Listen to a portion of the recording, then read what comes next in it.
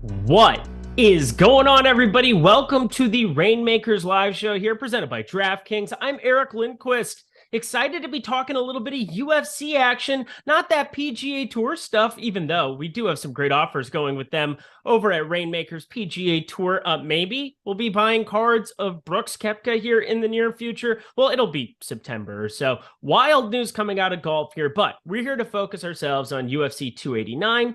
Two events before I'm going to be attending 291, or is it 290? 290 is the one going July 8th. I'll be out there for that one. I'm looking forward to it. Thank you to DraftKings Reignmakers. Well, I guess I won a contest. It's not like I was gifted it, but I've got my UFC guy alongside me. He's above me now on the leaderboard score. That doesn't make me happy, but we're both top 100, so whatever. Greg Ehrenberg at G Ehrenberg DFS.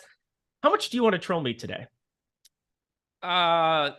I mean, I've already been doing it online, but I will add to this, trying to trick, because I haven't seen. All right, so my leaderboard score, I'm on the climb. Yep. Where are you at now? I know I'm 90. I don't want to say something that's incorrect here. My cards, click on my cards in the old Reignmakers tab. 94 out of 7,477. So 94. I'm top 100. I'm 37, so I win. Bitch. I win again, and I've been locked and ready for this card for quite a while. Now, it's funny. The reason that I have so many cards already in my collection for this one is because I buy fighters cards well in advance of these cards. I'd say one thing that I have an advantage of in terms of Reignmakers is when a fight gets announced, I generally have a sense of how to handicap some of the fights. So even though there might not be a lineup for something, I'll be like, oh, so-and-so is going to be a big favorite. I'm going to go buy a bunch of their cards for, a relatively cheap price well in advance of their fights.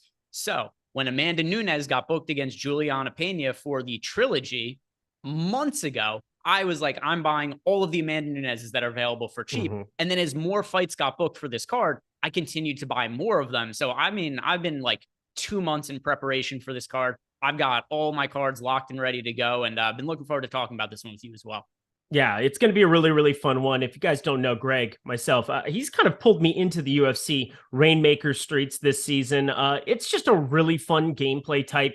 You have two fighters on both sides of the fight. You have fights that you know are going to be active, fights that you might not expect to be active. Last week was a pretty wild card with a lot of underdogs coming through. But we had the UFC 289, and, well, it's a lot of the same kind of gameplay we're looking at, where we have some massive favorites. We also have, I think, a chance for some disruption here and there. And obviously, I'm newer to the UFC Reignmaker streets. And if you are too, you can go down below and get an event pack. Yes, there is an event pack that you will end up getting specifically for the next fight night. For anything else that are one of the 1999s, we have $34.99 packs that are available for this UFC 289, but you can sign up for that in the video description below. If you're playing the RBC Canadian Open, we also have the packs that you can get in the PGA Tour down below as well. Make sure you take care of all the free offerings that they have going for you to jump into the Reignmaker streets and then build that franchise score. Do all of the smart kid things like Greg talks about, buying cards in advance, or do it like I do it, where you buy serial number pieces of both sides of the fight because you have no idea what you're doing and handicapping it. But starting to get better at those kind of things. And let's start with that main event. Amanda Nunes, Irene Aldana. We've got a pretty interesting one here. Amanda Nunes, 12 consecutive fights now she's had in the UFC that have all been title fights. She basically just fights for a title fight every 6 months or a year. And that kind of seems to be what it is. But do you find Aldana has any type of a path here? Because, well, Pena, you said you were looking at targeting. Is Aldana somebody that you think is anyone in any way, shape, or form live in this spot? So Nunes was going to be like a minus 1,200 favorite against Juliana Pena, and I was just expecting Nunes to absolutely smash Juliana Pena and just repeat what she did the last time they fought, where Nunes ended up putting up, I don't know, like 130 fantasy points. She had 3 knockdowns. She had 6 takedowns. She held a bunch of top control time. Irene Aldana is a better fighter than Juliana Pena, so I do think she's going to be harder to accrue fantasy points against.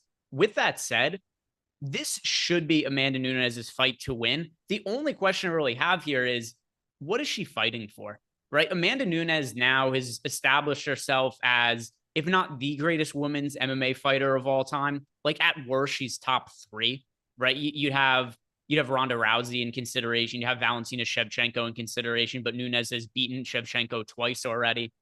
Cyborg would also be somebody who's in contention, but Nunes knocked her out in about a minute or so when they ended up fighting. Yeah. So the only thing that you have to question when it comes to Amanda Nunes is what is her motivation or preparation like for this fight? Because her first fight against Juliana Pena, Nunes did not lose that fight because she was the lesser fighter. She lost that fight because she didn't put away Pena in the first round. She didn't train for the fight. She didn't have the cardio, and she gassed out. So if she comes prepared for this fight as she did in the rematch against Juliana Pena, Nunes smokes Irene Aldana and probably puts up a pretty big DraftKings score.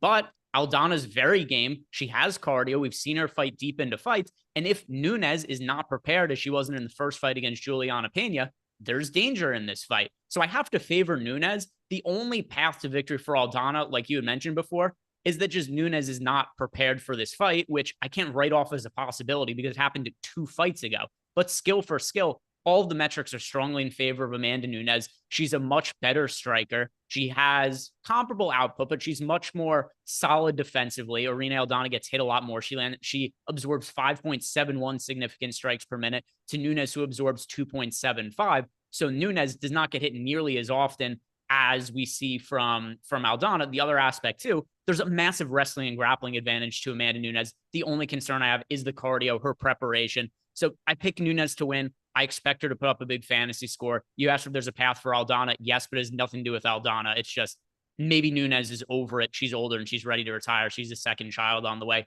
Beyond that, Nunes wins this fight easily. Yeah, I'd feel a lot better if Irene Aldana wasn't a striker to some extent. Like, just mix up the game mode. Not that Nunes doesn't have any type of grappling or anything of that nature, but I'm with you. It seems as though it's going to be you get the advanced version of Nunes or she beats herself a little bit more. So I don't see any kind of a big shot showing up from Aldana to take her down or some surprise there. It would just be Nunes shows up out of shape, but I think that's pretty unlikely. I think she's probably my favorite on the card. Now, there are crafting cards of her that are available, so there's going to be more available cards of her than there are going to be of some of these other favorites. And that leads me to my next question, because we now have seen Robert Whittaker and Duplessis off this card. We've seen Khalil Roundtree off the card, which leaves us with just kind of a limited number of favorites. And so if you're buying your packs, we have Miranda Maverick, who's sitting up there, minus 275, best available number. Most books have her around minus 300. We have Blake Builder, minus 245, minus 250 in a fight that I expect to be pretty active, that's for sure. And then you have Mike Malott there sitting north of minus 200 as well. Who's your favorite out of these next tier of favorites? Yeah, so I think there's different ways to look at this, right? So like Mike Malott against Adam Fugit, I think Mike Malott is really, really talented, but we have such limited data on him because so many of his fights have ended so quickly, which in a lot of ways is a double-edged sword, right? If somebody's winning a lot of fights quickly, cool, that's kind of the goal of the entire thing. If you're getting dudes out of there quick, you're dominating people. But we haven't really seen his defensive wrestling tested. We haven't seen his cardio tested. And these are things that Adam Fugit's a dog, right? That's a path for him to win in a lot of his fights. We saw him do that in his last fight where he was fighting against Kinoshita. And I'm trying to remember what the closing odds were for that fight. I could actually pull it up. I can pull it up for you here right now. I'm at the spot. You can do look at, he closed at minus 20. So minus 215 is where he closed at. Open minus 235. So it dropped very slightly against. But Fugit was the underdog.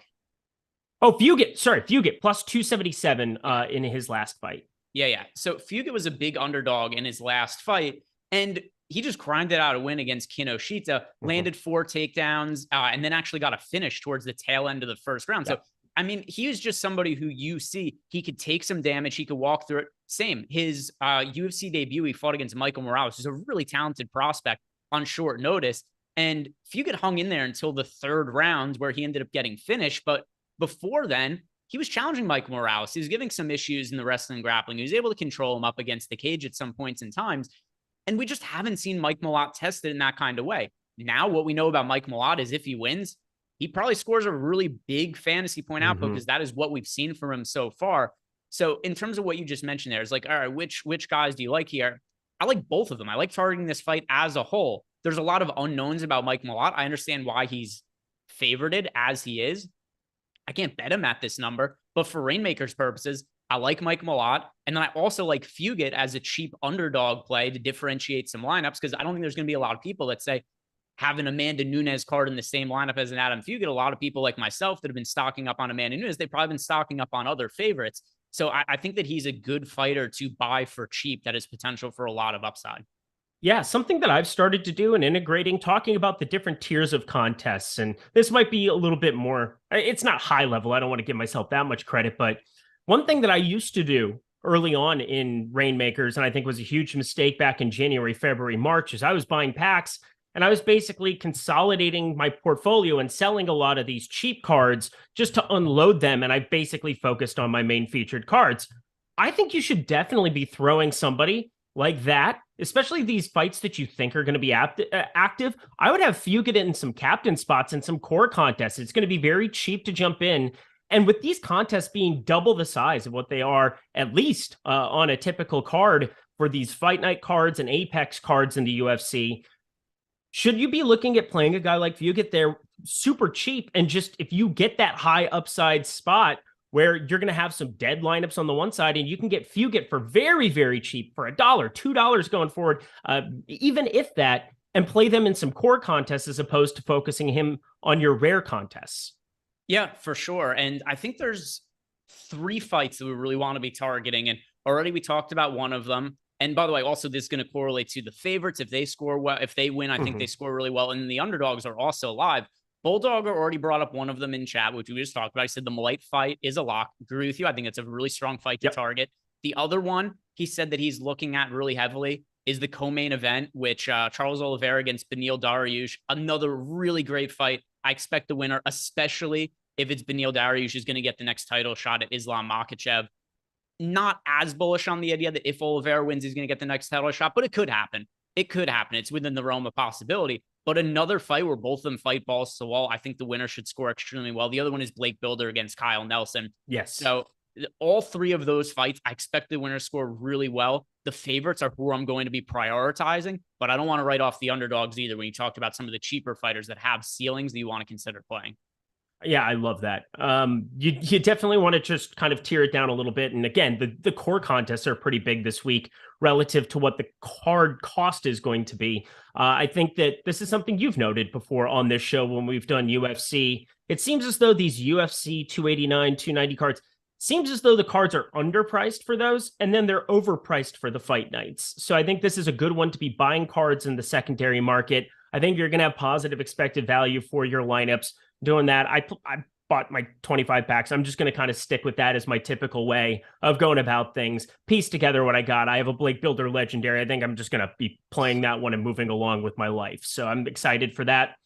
Let's talk about some fights that you're not interested in, because we do have some other favorites, whether it's Dan Ige, who got minus 250 sitting for him, Miranda Maverick, I had alluded to earlier, minus 275. A lot of other fights there are some massive favorites. Is there anybody, one of these massive favorites, you're staying away from?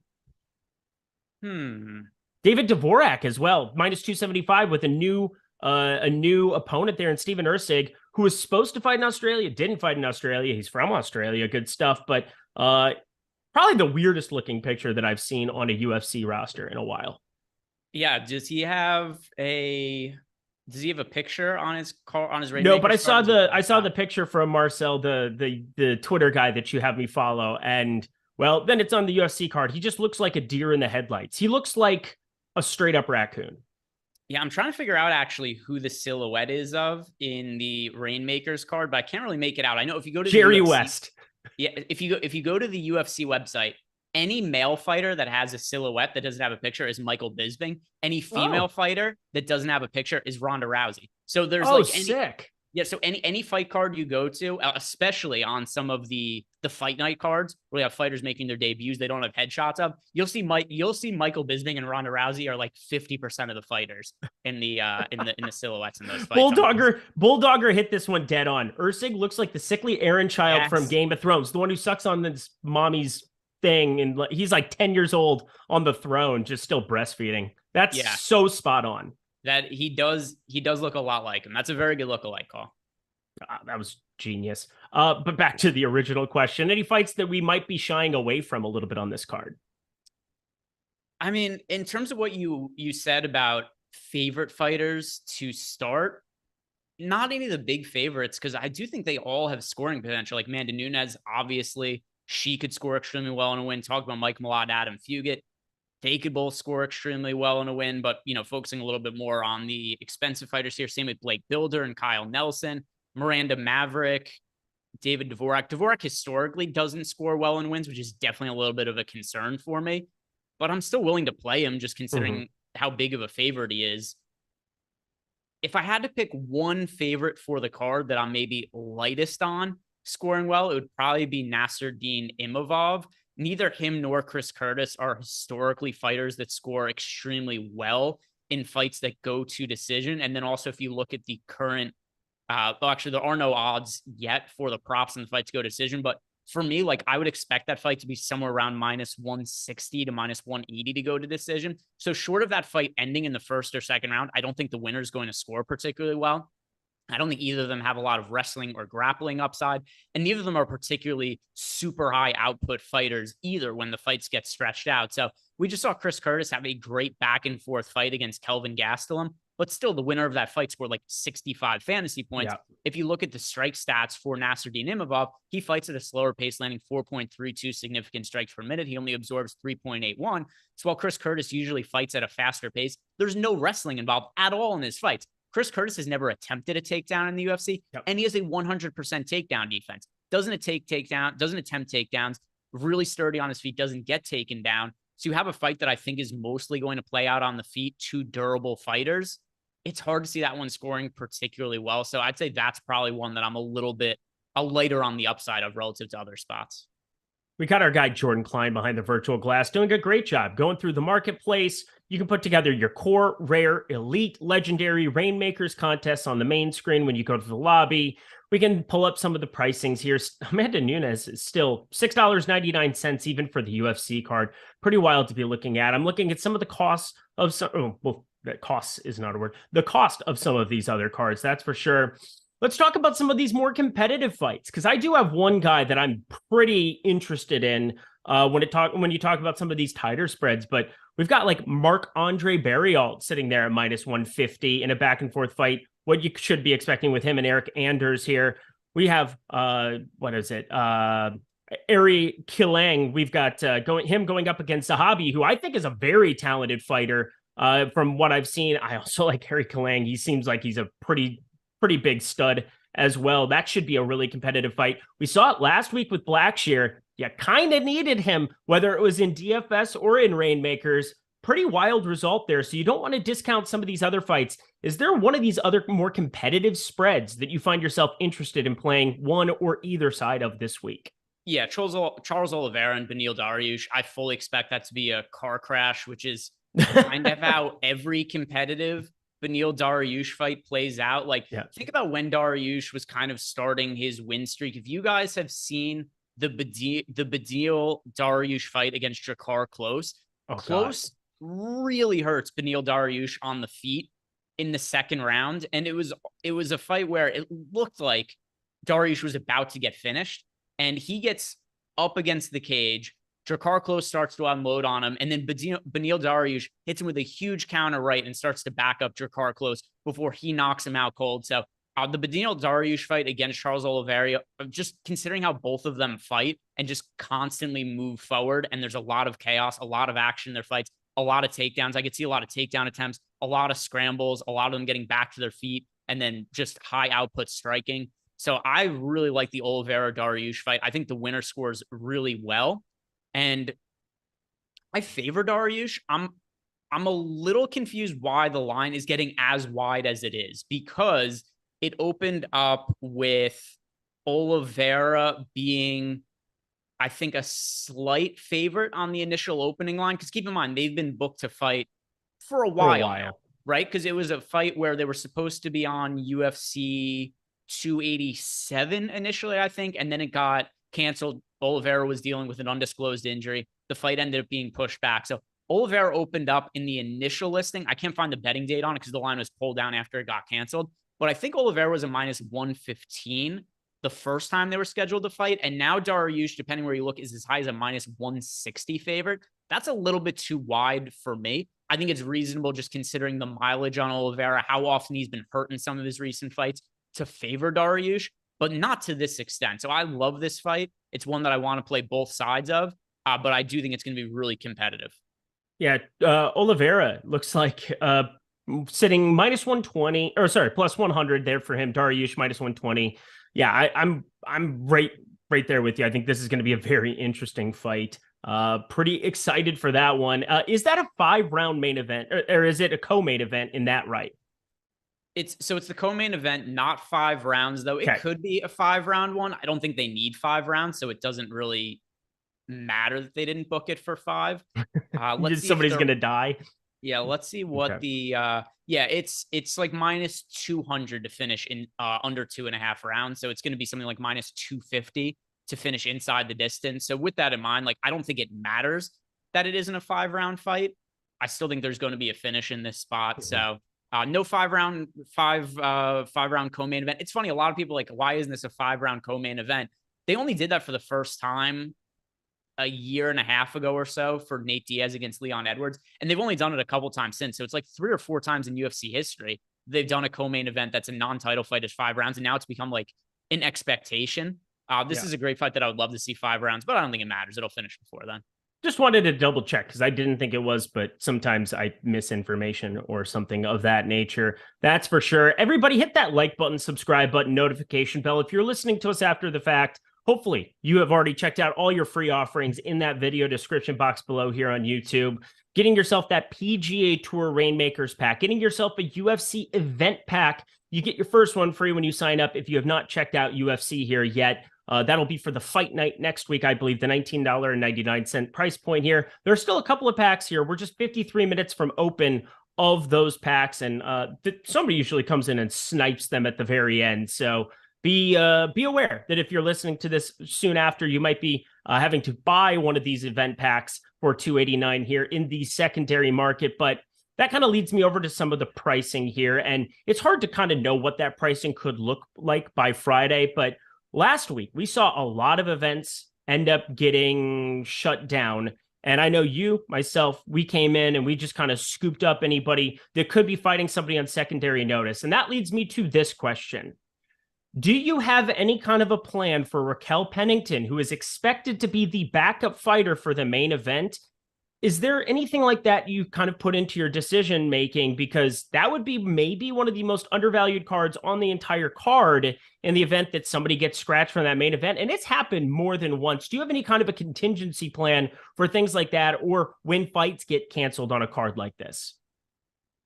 So usually it's just when a fight gets canceled and there's a backup that steps in, typically we see the fighter who was already in the fight, as a general rule, is going to become a bigger favorite and become more valuable. If Raquel Pennington steps in place of Irene Aldana, it is such a big advantage for Amanda Nunes. These two already fought, and it was wildly uncompetitive. It was a fight where I could not believe that Pennington's corner did not throw in the towel. It had no business going as long as it did. Amanda Nunes ended up getting a 5th-round finish in that fight. She landed 152 strikes. She had takedown. She had a ton of control time and just beat the absolute shit out of Raquel Pennington.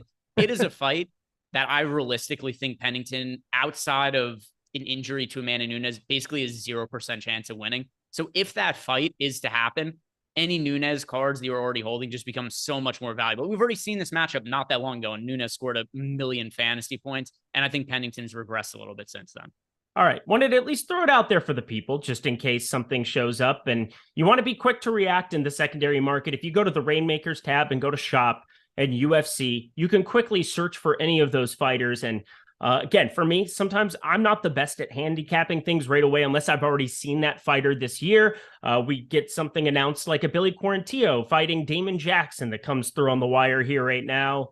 I don't know what to make of it. All I know is that I was able to get a low serial number for each one of them. So at least I have some exposure to it in a future card. That's not till August 2nd. And obviously your eyes light up when you see it's a UFC card like this one, where you know the contests are way bigger than some of those event cards that we have coming down the pipeline. But 4 straight months coming up of an event every single weekend, which means there are a ton of opportunities to get those cards, whether it's a takedown card, a Genesis card. These year-long cards have way more value, I think, now with how many fights have been announced than they did at the beginning of the year. Going to be an awesome run here for UFC.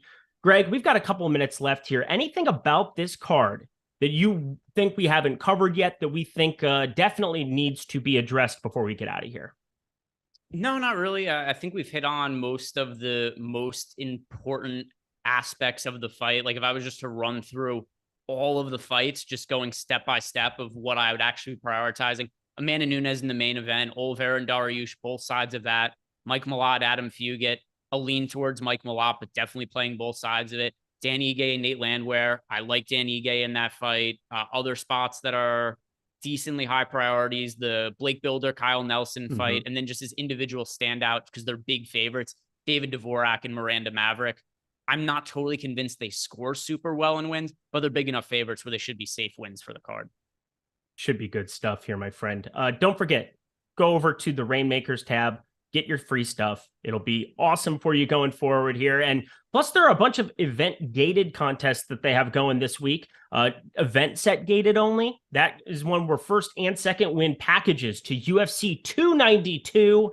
That seems pretty fun. I would check that out as well. Is if you have those Octagon passes, you have a quarterly cash contest, 5K in each of those. All you have to use are core cards too. I'm going to be jumping in that. You should come and join us, and go follow Greg Ehrenberg at G Ehrenberg DFS. Go follow me at Eric Lindquist, and thank you to Jordan Klein behind the virtual glass. Also, last note, PGA Tour, they are dropping today in 1 hour, the first edition of those PGA Tour craft tokens. You can take the cheap end of the cores and the rares, get yourself some of those tokens, and upgrade your golfers for the rest of the PGA Tour season, for as long as the PGA Tour is the PGA Tour, which is just a whole nother conversation for a different day. Any final words for the people as we get out here, Greg? No, does the PGA Tour name change now? I guess we'll figure that out in a little bit. But yeah, if you guys didn't do yet, like the video, subscribe to the YouTube channel. Friday, I'm going to be doing a more in-depth breakdown of all the different fights on the card and different fighters I'm targeting, both for Reignmakers and for DFS purposes. If anything changes over the course of the week in terms of, fighters pulling out, fights getting added to the card, we are going to be talking about all that on Friday. Probably going to happen. It seems like it happens every week. Be on high alert. Let's get ourselves out of here. He's Greg. He's going to make fun of me the rest of the day. I'm Eric. I'm going to just cry. We'll see you guys later.